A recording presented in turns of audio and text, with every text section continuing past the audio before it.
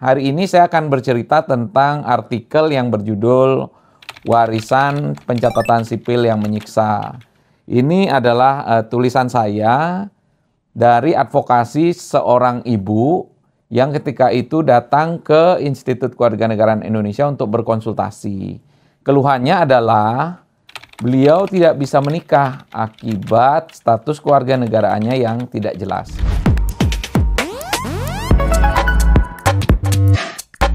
Hai guys, hari ini saya mau bercerita tentang buku Dari Pulau Tunda Sampai Bhumika Tulistiwa yang saya tulis bersama Bapak Saifullah Maksum juga Bapak Prasetyaji. Jadi buku ini, buku Dari Pulau Tunda hingga Bhumika Tulistiwa ini adalah tuangan hasil dari advokasi Institut Kewarganegaraan Indonesia yang terentang dari tahun 2007 hingga tahun 2020. Karena selama kami melakukan advokasi tersebut, banyak kisah-kisah menarik, banyak hal-hal, wawasan yang kami nilai layak untuk dibagikan kepada masyarakat ramai. Nah, hari ini saya akan bercerita tentang artikel yang berjudul Warisan Pencatatan Sipil yang Menyiksa. Ini adalah tulisan saya dari advokasi seorang ibu yang ketika itu datang ke Institut Kewarganegaraan Indonesia untuk berkonsultasi. Keluhannya adalah beliau tidak bisa menikah akibat status kewarganegaraannya yang tidak jelas. Jadi dia sampai 2 kali gagal menikah karena begitu calon suaminya itu tahu dia kewarganegaraannya tidak jelas, pernikahan itu dibatalkan. Jadi sungguh miris gitu ya. Nah, anggap saja ibu ini nama samarannya adalah Ibu Fang Bin.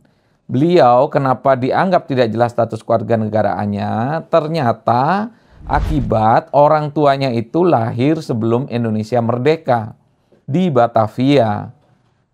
Nah, tentu saja ketika itu masa kolonial. Di masa kolonial, orang-orang Tionghoa itu dalam akta-akta pencatatan sipilnya memang digolongkan sebagai golongan timur asing yang diatur dalam Statblad 1917. Walaupun pemerintah Orde Baru pada tahun 1966 melalui instruksi Presidium Kabinet nomor 31/U/IN 1966 itu sudah menyatakan bahwa sambil menunggu undang-undang pencatatan sipil yang bersifat nasional agar semua penggolongan-penggolongan tersebut dihapuskan, tidak berlaku. Sayangnya, setelah Inpreskap itu yang terjadi adalah karena mungkin penataan birokrasi di masa Orde Baru itu memang belum siap. Ketika itu kependudukan dan pencatatan sipilnya tidak memiliki dirjen seperti hari ini. Maka variasinya banyak sekali di setiap daerah. Dan ketika itu memang tulisan penggolongannya dihapus tapi tertulis STB 1917.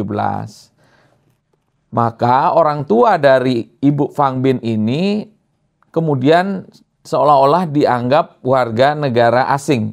Karena petugasnya bilang pada masa awal Orde Baru itu bahwa mereka bukan WNI karena tertulis di situ golongan Cina. Jadi dianggap warga negara Cina, padahal bukan. Itu adalah WNI dari golongan Tionghoa. Karena memang di masa kolonial semuanya digolong-golongkan termasuk Bumiputra. Nah, kenapa kemudian artikelnya berjudul Warisan Pencatatan Sipil yang Menyakitkan? Karena memang ternyata warisan pengaturan pencatatan sipil dari masa kolonial inilah yang diteruskan sepanjang masa Orde Baru. Jadi tetap dibagi menjadi Statblad 1849 itu adalah untuk golongan Eropa, tapi itu tentu sangat minim ya, jumlah penduduk yang merupakan golongan Eropa pada masa itu. Mungkin ada di Depok, mungkin ya yang disebut Belanda Depok dan sebagainya itu ada sedikit. Kemudian golongan timur asing, ya ini jumlahnya cukup banyak, terdiri dari orang-orang Arab, orang-orang India, orang-orang Tionghoa yang sudah datang jauh sebelum Indonesia merdeka, kemudian berketurunan di sini. Kemudian Statblad 1920 itu adalah untuk Bumiputra berkedudukan tertentu atau kita sebutnya ningrat ya, dan berpenghasilan tertentu. Jadi yang menjadi pegawai di perusahaan-perusahaan Belanda, di pabrik-pabrik Belanda ketika itu yang punya penghasilan tertentu. Itu bisa diatur untuk akta-akta pencatatan sipilnya, bisa punya akta lahir, akte mati, dan sebagainya. Yang di luar itu ya tentu tidak diatur. Jadi tidak punya kewajiban untuk membuat akta kelahiran pada masa kolonial. Dan yang terakhir diatur adalah Stadblad 1933 untuk golongan bumi putra beragama Kristen. Nah, politik segregasi selama masa kolonial ini sayangnya masih dilanjutkan hingga berakhirnya masa Orde Baru. Dan ini tentu membuka peluang terjadinya praktek pembedaan antar warga negara yang sebenarnya di dalam konstitusi atau Undang-Undang Dasar 1945 telah dinyatakan semua warga negara bersamaan kedudukannya di dalam hukum dan pemerintahan. Jadi inilah warisan pencatatan sipil yang menyakitkan. Tapi untungnya kasusnya Ibu Fang Bin ini berhasil kami tuntaskan, berhasil kami advokasi, karena ketika itu sudah terbit Undang-Undang Nomor 12 Tahun 2006 tentang Kewarganegaraan Republik Indonesia dan Undang-Undang Nomor 23 Tahun 2006 tentang Administrasi Kependudukan. Sehingga ibu ini akhirnya bisa mempunyai akte kelahiran, kartu tanda penduduk, dan kartu keluarga WNI.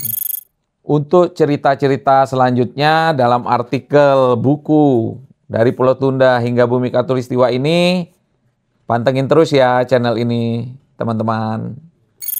Sekian dari saya, terima kasih. Jangan lupa like, share, dan subscribe channel ini agar bisa terus membagikan hal-hal bermanfaat bagi kita semua. Sampai jumpa.